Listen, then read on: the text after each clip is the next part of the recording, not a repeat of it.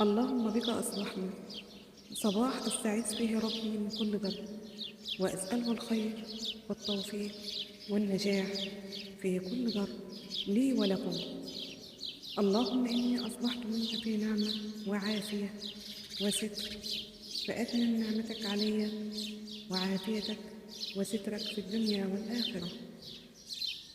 اللهم ارزقنا خير الدنيا ونعيم الآخرة، ويسر لنا كل أمر، وفرج عنا كل هم.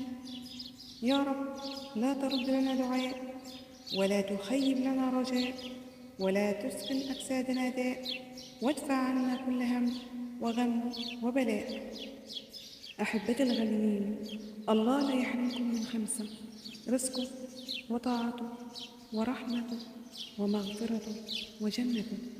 اللهم آمين يا رب العالمين. أسعد الله صباحكم بكل خير. صباحكم معطر بذكر الله،